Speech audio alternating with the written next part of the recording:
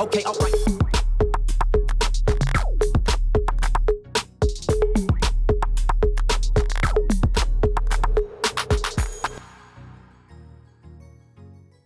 Hey guys, welcome back. It's been a minute, but I'm here. I've been in Brazil, kind of a working holiday, but I'm here with a great video. So a little bit of backstory before I move on with the presentation. Last year, I onboarded a client who specializes in customization and installation like of radios.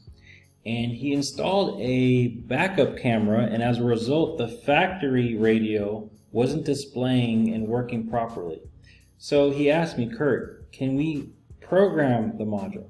And I said, yeah. So I helped him with that installation, and then about maybe 45 minutes into it, I could see that there was no programming option available. And then after doing further research on the repair information, I discovered that it was a coding procedure. Now there's a huge difference between programming and coding, and a lot of people, especially when they're installing radios and trying to configure them or code them, they'll use the term programming interchangeably. So to make things simple, what I want to do is show you a coding procedure that we're going to be using with the IM608, and let's jump into it. So we're going to be replacing a used radio on a 2003 Pontiac Montana with the IM608. For those of you who don't know, my name is Curtis Hardin. I'm an Autel diagnostic consultant. I help align people with the right tool, and I provide the service and support to the clients I sell to that you'll see in this presentation. So this is what we're going to learn today. First, the tools and resources necessary to unlock the theft lock system. Second, important terms to remember when exchanging radios. Third, where to obtain the RPO codes if you can't locate them on the vehicle. And fourth, instructions on how to remove the radio step by step. And lastly, step-by-step instructions on how to use the IM608 to configure the used radio. So this is what we're going to need. We're going to need our scan tool, the IM608 PRO, your used radio, and really important, guys, the service information. So important points, let me just put this down here. The SPID, service parts identification. So it's basically a label that's in the glove department or the trunk that will have your VIN, your RPO codes, and other information pertaining to that vehicle. Okay. Second, SCV, speed compensated volume. So it automatically adjusts the sound as your speed changes, and adjusts it for the road and the wind noise. Okay. Third, RPO, regular production option. So this is GM standard coding for the vehicle configurations. It's a 3-digit alpha numeric number that has specific options or modifications, including vehicle paint color. Fourth, base level or base versus level up radio. So they're pretty much the same. They both have radios, antennas, speakers, and amplifiers. But the up level system gives the customer more enhanced audio system and features that may include radio data system, extended range speakers, an audio amplifier, and a video entertainment system. So it's just, more features compared to the base option. And then lastly, if the radio is not properly set up, the radio will display locked or calibrate. All right, great. So initially, the RPO codes will be located in the glove department or in the rear of the vehicle. Now, for whatever reason, if you buy a vehicle and you can't find it, what you can do is go to the service information, and they're going to have a list of all the RPO codes that are allocated to that vehicle. So as we go down here, you can see this is a list of all the RPOs that would be applicable to this vehicle. Now what we need to do is do a visual inspection of our radio to see which one of these will be the best fit based on the characteristics that they have here. So if we go here, we're going to go to our removal procedure. So step 1, remove the instrument panel accessory trim plate. Step 2, remove the bolt screws from the radio. Step 3, remove the radio from the center support bracket enough to access the connectors at the rear of the radio. Step 4, disconnect the electrical, audio, and antenna cable connectors from the radio.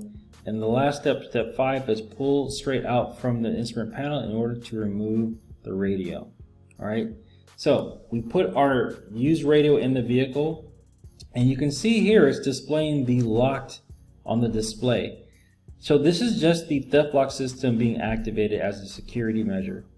Now look at the features to help you determine which RPO code it could be. You can see here we have a CD player, looks like a single disc CD player, and then we have the SCV, the speed compensated volume. Alright, it does not have a cassette player, it has an equalizer here. So these are things that we can document mentally, so when we go to the list we can see which of those RPO codes would be a good match for this radio. Alright, so let's go to the scan tool. We're going to go ahead and go into Diagnosis. We'll go to GM, identify the VIN number. Alright, there's the VIN. We're going to click OK. And we're going to go with air pump. Now you can do a visual inspection in the engine to verify if it has an air pump or not. This demonstration, it has an air pump. And so this is just a summary of the vehicle. And we're going to go to Diagnosis. Once this thing loads. Okay, Diagnosis. Control unit. We're going to go straight to the radio. And we're going to go to Special Functions. We're going to find your coding procedures. And then we're going to go to Radio Setup. Okay, so it's just going to ask us a series of questions. The first one is, during the following tests, newer or existing radio will be set up. We're going to click OK.